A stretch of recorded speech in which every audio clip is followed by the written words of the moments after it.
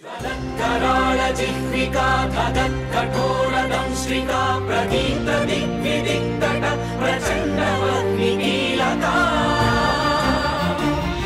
नटस्सहस्रशतसहस्रकोटिकोटिकेसरं नमो नमः। श्रुतिस्मृतिपुराणानामालयं करुणालयं नमामि भगवत्पाद शंकरं लोकशंकरं। अज्ञानां जाह्नवीतीर्थं विद्यातीर्थं विवेकिनां सर्वेषां सुखदं तीर्थं भारतीतीर्थमाश्रये।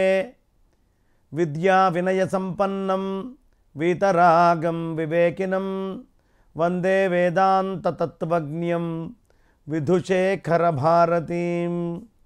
नारायणं नमस्कृत्य नरं चैव नरोत्तमं देवीं सरस्वतीं व्यासं ततो जयमुदीरयेत्। పురాణ రహస్యాలు కార్యక్రమాన్ని వీక్షిస్తున్నటువంటి ఈటీవీ లైఫ్ ప్రేక్షకులందరికీ స్వాగతం.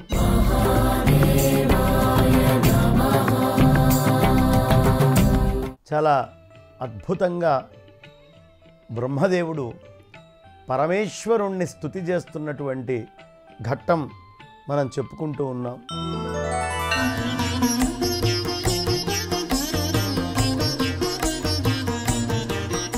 ఊహకందనటువంటి విషయాలు పరమేశ్వరుడు గురించి చెప్తున్నారండి.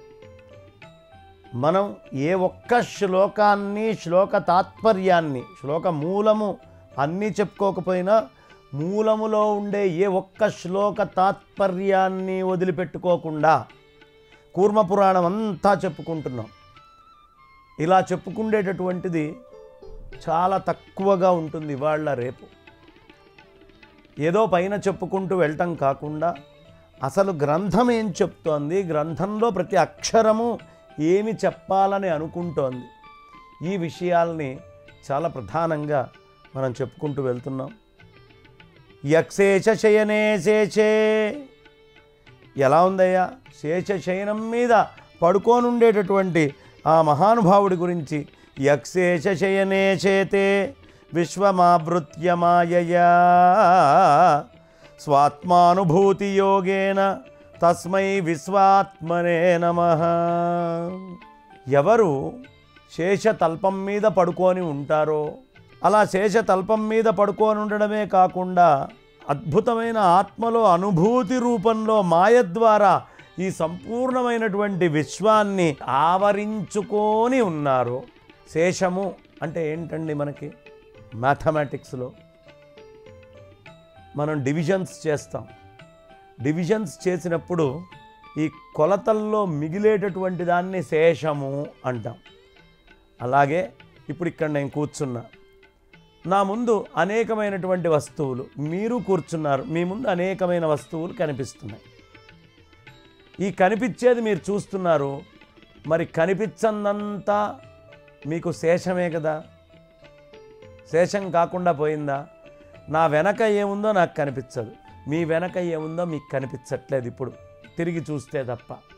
అంటే మనకి కనిపించేదంతా ప్రకటీకృతము, కానీ మిగతా అంతా ఆ చైతన్య స్వరూపం నిద్రాణ స్థితిలో చుట్టుకొని ఆ పరమాత్మ అంతటా నిండి ఉంది. నువ్వు చూడగలిగినంత మటుకే నువ్వు చూస్తున్నావు, నువ్వు చూడలేని దాంట్లో కూడా పరమాత్మ ఉన్నాడయ్యా. అది మాయా, ఆ మాయారూపంలో అలా ఉన్నాడు.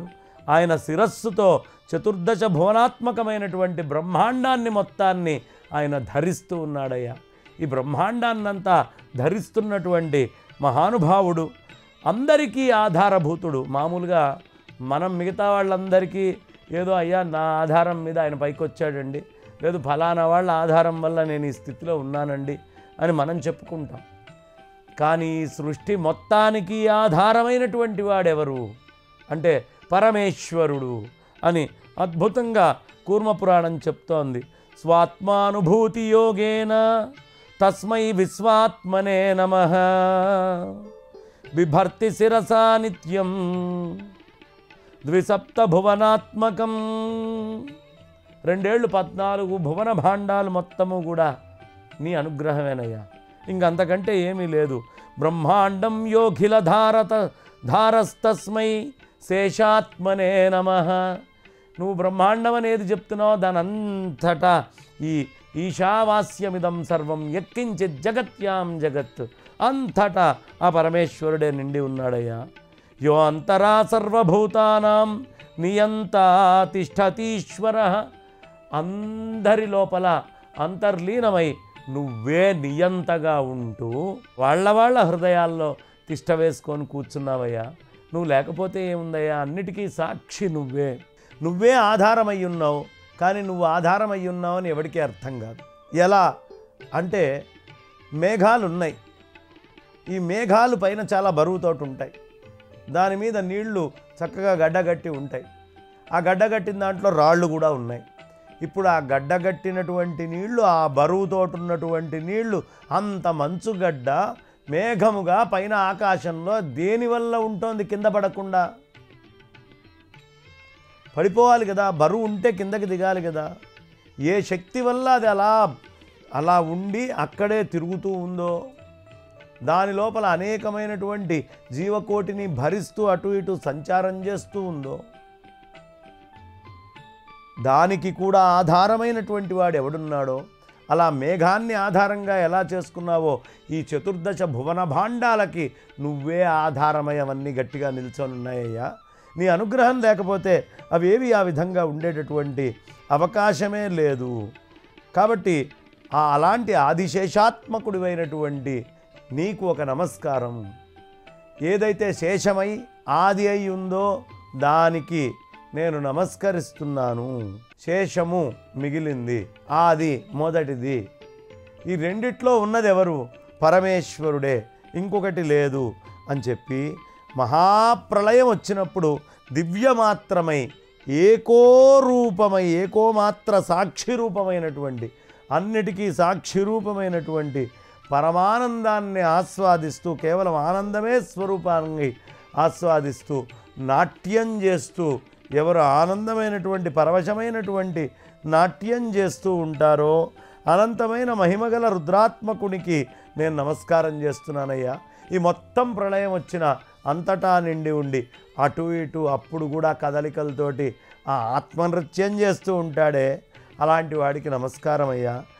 ఎవడికి సమస్తమైన ప్రాణులు లోపల ఉండి ఆయనే నియంత రూపంలో ఉన్నాడో, ఆ సర్వసాక్షిగా ఉన్న దేవుడికి నీగో ఆ శరీరానికి నేను నమస్కారం చేస్తున్నాను అని నమస్కారం చేస్తూ, మేఘాలు ఎవడికి వెంట్రుకలుగా కేశాలుగా ఉన్నాయో, నదులు సర్వాంగ సంధులుగా ఉన్నాయో, ఈ నదులన్నీ కూడా సర్వాంగమైనటువంటి సంధులుగా ఉన్నాయో, 4 సముద్రాలు ఎవడి కడుపులో ఉన్నాయో, అలాంటి జలరూపంలో ఇన్నిటిని పెట్టుకున్నటువంటి నీకు నేను ఒక నమస్కారం చేస్తున్నానయ్యా అని చెప్పి నమస్కారాన్ని చెప్తున్నారు. యస్య కేశేషు జీమూతాః నద్యక్ సర్వాంగ సంధయే సంధిషు కుక్షౌ సముద్రా. ఆ మొత్తము కుక్షంలో సముద్రాశ్చత్వారవు, ఆ చత్వారమైనటువంటి ఆ సముద్రాలు ఎవరి కుక్షి లోపల ఉన్నాయో తస్మై తోయాత్మన్ నమః.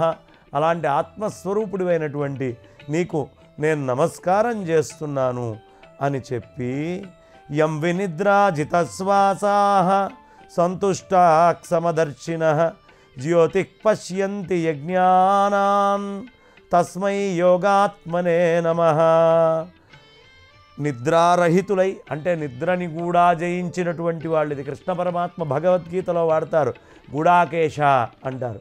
గుడాక ఈశ అంటే నిద్రలన్నిటినీ కూడా జయించినటువంటి ఓ మహానుభావుడా అని అర్జునుడు అంటాడు. అలా నిద్రారహితులై శ్వాసను జయించి సంతుష్టులైనటువంటి ఆ సమదర్శులైనటువంటి యోగులు సమాధిలో ఏ జ్యోతిని దర్శిస్తూ ఉన్నారో, అంటే నేను ఇప్పుడు సమాధిలో కూర్చొని ఒక జ్యోతిని దర్శిస్తామే, కళ్ళు రెండు మూసుకున్నప్పుడు మనకి సాధారణంగా ఉదయం పూట ఏమిటి అంటే సూర్యచంద్రుల వల్ల వెలుతురు వస్తుంది, రాత్రిపూట దీపాలు చంద్రుడి వల్ల వెలుతురు వస్తుంది. ఈ దీపానికి ఆ చంద్రుడికి పెద్ద తేడా ఏం లేదు. చంద్రుడిలో కూడా సూర్యుడి కిరణాలే వచ్చి బయటికి వస్తాయి. ఈ దీపాలన్నీ కూడా నూనెలు ఇవన్నీ కూడా సూర్యకిరణాలు ఉదయాన్ని ఆస్వాదించుకోవడం వల్లే అగ్ని పుడుతోంది అని చెప్తారు. కాబట్టి ఆ అగ్నిస్వరూపమైనటువంటిది అది కూడా సూర్యనారాయణమూర్తి యొక్క అగ్నే. కాబట్టి సూర్యుడి నుంచే మనకి ఈ అద్భుతమైనటువంటి అన్ని శక్తులు మనకు అందుతూ ఉన్నాయి. ఆ సూర్య చంద్రుల యొక్క కాంతిని తీసుకొని రాత్రిపూట దీనివల్ల కనిపిస్తుంది. బాగుందయ్యా. మరి ఇప్పుడు నేను కళ్ళు మూసుకున్నాను, నా కళ్ళు మూసుకున్నప్పుడు కూడా నాకు కనిపిస్తూ ఉన్నారు కదా. మా అమ్మగారు అనగానే మా అమ్మగారు నాకు కనిపిస్తుంది, లేదు మా తాతగారు అంటే ఆయన యొక్క చిత్రపటం కనిపిస్తుంది. ఏది తలుచుకుంటే అది కనిపిస్తోంది కదా. మరి కళ్ళు మూసుకున్నప్పుడు జ్యోతి ఏమిటి అంటే నా మనస్సు అండి. నీ మనస్సు దేనివల్ల? బుద్ధి వల్ల చూస్తోందండి. కాబట్టి ఈ రెండు జ్యోతిస్సులండి. ఓ అవునా, నీ బుద్ధి కూడా పని చేయనప్పుడు, నువ్వు గాఢ నిద్రలోకి వెళ్ళినప్పుడు, అప్పుడు కూడా నీ లోపల ఒకటి ఉంది కదా, జ్ఞానము లేపితే ఆనందంగా పడుకున్నా అంటున్నావు కదా. అప్పుడెవరయ్యా? అప్పుడు కూడా ఆ ఒక చైతన్యమయమైనటువంటి శక్తి వల్ల కానీ నాకేం తెలియదండి అన్న. అది నీకు తెలియకపోవడమే. నీ గాఢ నిద్రాస్థలిలో నువ్వు కలలు కంటున్నప్పుడు మనస్సులో ప్రత్యక్షంగా కళ్ళు తెరిచి చూసేటప్పుడు 3 సందర్భాలలో ఒక జ్ఞానం ఉందయ్యా. ఈ జ్ఞానము ఏకసూత్రమైనటువంటి జ్ఞానమై అన్నిటిలో ఉంటుంది. ఇది ఎవడు యోగి దర్శిస్తాడో అలాంటి యోగులు దర్శించేటటువంటి జ్ఞానస్వరూపుడివయ్యా నువ్వు సామాన్యుడివి కాదు. అందుకని అలాంటి యోగ రూపుడివైనటువంటి నీకు ఒక నమస్కారము. కాబట్టి నీ విద్య ద్వారా ఏమిటి ప్రయోజనము? సాధారణంగా మనందరి లోపల కల్మషాలు ఉంటాయండి. మనం అందరం ఏదో ఒక కల్మషంతో ఉంటాం. ఒకడికి కామం ఉంటుంది, ఒకడికి క్రోధం ఉంటుంది, ఒకడికి లోభం ఉంటుంది, ఒకడికి మదం ఉంటుంది, ఒకడికి మాత్సర్యం ఉంటుంది, ఒకడికి మోహం ఉంటుంది. ఇలా రకరకాలైనటువంటివి ఉంటాయి. ఇవన్నీ కూడా మన ఒంటి మీద పనిచేస్తూ ఉంటాయి. ఈ కామము, క్రోధము, లోభము, మోహము, మదము, మాత్సర్యము అని ఏవేవి మన శరీరంలో పనిచేస్తూ ఉన్నాయో వీటన్నిటినీ తగ్గించగలిగినటువంటి జ్యోతి ఆత్మజ్యోతి, బ్రహ్మజ్ఞానం వస్తే తప్ప ఇవన్నీ ఉపశమించవు. కానీ బయట ప్రపంచంలో అబ్బెబ్బే నాకు అస్సలు కామం లేదండి, నాకు అసలు కోపమే రాదండి, నాకు లోభం లేదండి, నాకు మోహం, వాడు అవన్నీ చేస్తూ ఉంటాడు, అన్నీ అనుభవిస్తూ ఉంటాడు, వాడిలో అన్ని దోషాలు ఉంటాయి, కానీ పక్కవాడికి నీతులు చెప్తూ ఉంటాడు. కాబట్టి ఎవడిని ధ్యానం చేయడం వల్ల, ఏ చైతన్య ధ్యానం చేయడం వల్ల లోపల ఉండే కామ, క్రోధ, లోభ, మోహ, మద, మాత్సర్యాలన్నీ కూడా ఉపశమిస్తాయో అలాంటి వాడివయ్యా నువ్వు. యోగులందరూ ఇది చేసే వాళ్ళు నియంత్రణ చేసుకొని సంతుష్టులై ఉంటున్నారు, చాలా సంతోషంతో ఉంటున్నారు, సమదర్శులై ఉంటున్నారు. అన్నిటి యందు సమానమైనటువంటి దర్శనము. శునకమును శునకమాంసమును వండుకొని తినివాడి యందును సమస్తమైనటువంటి వైరాగ్య వేదాంత బోధలు చేసే పండితుడి యందును ఎవడు సమానమైన దృష్టి కలిగి ఉంటాడు అని చెప్పారు. అలా సమదృష్టి ఎవడికి వస్తుంది? ఎవడు పరమేశ్వరుడు అయినటువంటి నిన్ను ధ్యానం చేస్తాడో వాడికి మాత్రమే వస్తుందయ్యా. అలాంటి సమదర్శులైనటువంటి యోగులని అనుగ్రహించి సమాధిలో వాళ్ళందరూ ఏ జ్యోతిని దర్శిస్తూ ఉన్నారో అలాంటి జ్యోతిస్వరూపుడివయ్యా నువ్వు అని బ్రహ్మదేవుడు పరిపరి విధాలుగా ఆయన చెప్తూ ఉన్నారు. ఏ విద్య ద్వారా యోగులు కల్మషాన్ని పోగొట్టుకుంటూ ఉన్నారో, మాయని మొత్తాన్ని తొలగించుకుంటూ ఉన్నారో ఆ విద్యారూపుడివైనటువంటి నీకు నమస్కారము అని చెప్పి, ఎవడి కాంతితో ఈ విశ్వమంతా ప్రకాశిస్తూ ఉందో, ఎప్పుడు అంధకారం లేకుండా అద్వితీయమైనటువంటి పరమ తత్వస్వరూపము అయినది కలిగి ఉంటుందో ఆ పరమేశ్వరుణ్ణి నేను పొందుతూ ఉన్నాను అని అలాంటి పరమేశ్వరుడికి ఒక నమస్కారం చేస్తూ ఆయన్ని అనేక రకాలుగా పొగుడుతూ ఉన్నారు బ్రహ్మదేవుడు. ఎందుకు అంటే పరమేశ్వరుణ్ణి గురించి చెప్పడం ఎవరికి సాధ్యమండి? మొత్తము పుష్పదంతుడని ఆయన చెప్తాడు. ఈ భూమి మీద ఉండే చెట్లన్నిటినీ కళాల కింద మార్చి, ఈ భూమిలో ఉండేటటువంటి దగ్గరున్న సముద్రాలన్నిటినీ వాటిల్లో సిరా కింద మార్చి, ఇంకు కింద మార్చి, ఈ భూమిని మొత్తాన్ని కాగితం కింద మార్చి సరస్వతి అమ్మవారిని పిలిచి అమ్మా ఈ కళాలు తీసుకో, ఆ సిరా తీసుకో, ఈ కాగితం తీసుకో అని చెప్పి పరమేశ్వరుడి గురించి రాయమ్మా అని అడిగితే ఆ తల్లికి కూడా నాయనా ఈ కాగితం సరిపోవట్లేదు, ఈ సిరా సరిపోవట్లేదు, ఈ కళాలు సరిపోవట్లేదు, నాకు ఇంకా కళాలు కావాలి, నాకు ఇంకా సిరా కావాలి, నాకు ఇంకా భూమి అనే కాగితాలు కావాలి అని అడుగుతుందట.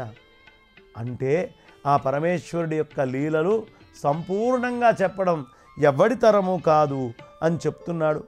ఎందుకు అంటే నిత్యానందం నిరాధారం నిష్కలం పరమం శివం ప్రపద్యే పరమాత్మానం భవంతం పరమేశ్వరం. నిత్యానంద స్వరూపుడై ఎప్పుడు ఆనందమే స్వరూపంగా ఉండేవాడు. ఆనందం తప్ప రెండో విషయం ఆయనకు ఉండనే ఉండదు. ఆనందాన్ని ఎప్పుడూ ఆయన స్వస్వరూపంగా కలిగినటువంటి మహానుభావుడు. ఆయనకి ఇంకో ఆధారం లేదు, ఆయనే అన్నిటికీ ఆధారమై ఉన్నాడు. నిష్కలుడు పరమాత్మ పరమేశ్వరుడైనటువంటి పరమశివుడివయ్యా నువ్వు. అలాంటి నిన్ను నేను శరణు కోరుతున్నాను, నిన్ను వేడుకుంటున్నానయ్యా అంటూ బ్రహ్మదేవుడు పరమేశ్వరుణ్ణి శరణు వేడుకోవడం మొదలుపెట్టాడు. అలా రకరకాలైనటువంటి శరణులు ఆయన వేడుకుంటూ ఉంటే ఈ విధంగా మహాదేవుణ్ణి ఆయన స్తుతించాడు బ్రహ్మ. అతని భావనతో చాలా ప్రభావితుడైన సనాతనుడైన పరబ్రహ్మను కీర్తిస్తూ అంజలిబద్ధుడై చేతులు రెండు కట్టుకొని ఆయన నిల్చున్నాడు పరమేశ్వరుడి ముందు. అప్పుడు మహాదేవుడు దివ్యమైన శ్రేష్టమైన యోగాన్ని, ఈశ్వర సంబంధమైన దాన్ని, బ్రహ్మ విషయంలో సద్భావాన్ని, వైరాగ్యాన్ని చక్కగా ప్రసాదించాడు. తతస్తస్మై మహాదేవో దివ్యం యోగమనుత్తమం ఐశ్వర్యం బ్రహ్మ సద్భావం వైరాగ్యం చ దదౌహరః. చక్కగా వైరాగ్యాన్ని ఆయనే ఇచ్చాడు. వైరాగ్యాన్ని ఇంకా ఎవరు ఇవ్వగలిగినటువంటి వాళ్ళు లేరు. కాబట్టి ఆయన ఏం చేశాడు, వెంటనే పరమేశ్వరుడు బ్రహ్మదేవుణ్ణి చూశాడు. చూసి కరాభ్యాం కోమలాభ్యాంచ సంస్పృశ్య ప్రణతార్తిహ. చాలా కోమలమైనటువంటి రెండు చేతులతో ఆ బ్రహ్మదేవుణ్ణి ఒక్కసారిగా ఇలా అద్ది తడిమి అతన్ని ఒక్కసారిగా లేపాడు పైకి. అలా లేపి అలా నమస్కారం చేస్తున్నటువంటి బ్రహ్మదేవుడి యొక్క ఆర్తిని పోగొట్టేటటువంటి వాడై దేవదేవుడైనటువంటి శివుడు అనుగ్రహించి బ్రహ్మతో ఈ విధంగా మాట్లాడుతూ ఉన్నాడు.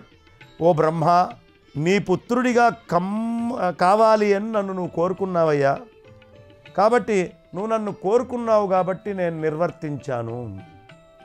ఇక సమస్తమైన జగత్తుని నువ్వు సృష్టించు. నన్ను కుమారుడిగా కావాలని నువ్వు కోరుకున్నావు కాబట్టి ఇప్పుడు నీకు కుమారుడిగా నేను వచ్చాను. కుమారుడిగా వచ్చాను కాబట్టి ముందు కుమారుడు అనుకున్నావు. కానీ ఇప్పుడు నీకు జ్ఞానం కలిగింది, నేను ఎవరు, ఏంటి, ఎందుకు వచ్చాను, ఎలా వచ్చాను, నా స్థాయి ఏమిటి అనేది మొత్తం నీకు తెలిసింది. కాబట్టి ఇప్పుడు నువ్వు సృష్టిని నిర్వర్తించు అని చెప్పారు. అట్లా ఓ బ్రహ్మ విష్ణు హర అనే పేర్లతో నేనే 3 రూపాలు పొందానయ్యా. బ్రహ్మదేవుడు వేరు కాదు, విష్ణుమూర్తి వేరు కాదు, శివుడు వేరు కాదు. ఈ 3 రూపాలలో నేనే ఉన్నాను. త్రిధా భిన్నోస్మ్యహం బ్రహ్మన్ బ్రహ్మ విష్ణు హరాఖ్యయా సర్గరక్ష లయగుణైర్నిష్కల పరమేశ్వర. నాయన, మేము ముగ్గురము చూడటానికి 3 రూపాల్లో నేనే తీసుకున్నానయ్యా. ఎందుకు? సృష్టి స్థితి లయ అనేటటువంటివి చేయడం కోసం నేనే నిష్కలుణ్ణై ఆ పరమేశ్వరుణ్ణి. నువ్వు నా పెద్ద కుమారుడివి, సృష్టి కోసం నా కుడి శరీరాంగం నుంచి నిర్మించబడ్డావయ్యా. ఎడమ భాగం నుండి పురుషోత్తముడు నిర్మితుడయ్యాడు. ఆ దేవదేవుడైన శంభువు హృదయం నుంచి రుద్రుడిగా జన్మించాడు. నేను ఆ శంభునకు మరో శరీరాన్ని. ఓ బ్రహ్మ విష్ణు శివులు సృష్టి స్థితి లయాలకు మీరు కారణులవుతున్నారు అని చెప్పాడు. చాలా అద్భుతమైనటువంటిది ఇక్కడ చెప్తాడండి. ఈ శ్లోకము ఖచ్చితంగా ప్రతి వాళ్ళు పారాయణ చేసుకోవాల్సినటువంటి శ్లోకము. విభజ్యాత్మానమేకోపి స్వేచ్ఛయా శంకరః స్థితః తథాన్యాని చ రూపాణి మమ మాయా కృతాని చ. నేను ఒక్కడే అయ్యుండి కూడా శంకరుడు అనేటటువంటి వాడిగా, స్వేచ్ఛతో 3 రూపాల్లో వేరై ఉంటాను. ఈ 3 రూపాల్లో ఒకడే వేరుండడం ఏమిటండి అంటే, ఒక ముక్కు పుడక ఉంది, ఒక గొలుసు మెళ్ళది ఉంది, చెవులకి దుద్దులు ఉన్నాయి. ఈ 3 దాకా తీసుకుందాం మనం. ఈ 3 ఒక బంగారము అనేటటువంటి 5 గ్రాముల బిళ్ళని వాడు కొనుక్కొచ్చాడు. ఆ 5 గ్రాముల బిళ్ళతోటి ముక్కు పుడక చేశాడు, చెవులకి చేశాడు, మెళ్ళో గొలుసుని చేశాడు. ఈ 5 గ్రాములో 10 గ్రాములో 50 గ్రాములో అనుకోండి చేశాడే ఈ మూడిటిని. ఇప్పుడు ఒకటే ముద్దగా ఉన్నటువంటి బంగారము 3 రూపాల్లో కనిపిస్తోంది. రూపాలుగా వేరే, కానీ లోపల ఉన్న వస్తువు మీరు కంసలాయన దగ్గరికి తీసుకొని వెళ్ళారు అద్భుతంగా ఓ విశ్వబ్రాహ్మడి దగ్గరికి. ఆయన ఏం చూస్తాడు? ఆయన మూడిట్లో ఉన్న కొలత బంగారం ఎంతనే చూస్తాడు, కానీ రూపములో మీరు వేరేగా తీసుకొని వెళ్ళిన బంగారం యొక్క లెక్కే ఆయన కడతాడు. బ్రహ్మజ్ఞాని ఏం చేస్తాడు అంటే, నువ్వు బ్రహ్మన్నా శివుడన్నా విష్ణువన్నా మూడిటిలో ఉన్నటువంటిది ఒకటే అయినటువంటి బంగారమే, ఒక్క వస్తువే, పరబ్రహ్మ వస్తువే 3గా విభజించి సృష్టి స్థితి లయల కోసం, అలంకారం కోసం మనకు కనిపిస్తోంది తప్ప ఈ 3 వేరు కాదని స్వయంగా పరమేశ్వరుడే కూర్మపురాణంలో చెప్తున్నాడు. ఇక్కడ విభచి ఆత్మానమేకో, ఆత్మనయ్యుండి ఒక్కడే అయ్యుండి కూడా స్వేచ్ఛయా శంకర స్థిత తథాన్యాని చ రూపాణి మమ మాయాకృతాని చ, ఈ 3 రూపాలు నా మాయతోటే ఉన్నాయ్యా అని చెప్పి ఇంకా అనేకమైనటువంటి అంశాలని ఈ మాయాస్వరూపం గురించి మనకు తెలియపరుస్తున్నారు. వచ్చే ఎపిసోడ్లో ఈ మిగతా అంశాలన్నీ కూడా మనం చెప్పుకుందామని చెప్తూ నేటికి స్వస్తి. ఈ కార్యక్రమాన్ని తిరిగి చూడాలనుకుంటే www.youtube.com/@ETVLifeSpiritual లో చూడవచ్చు.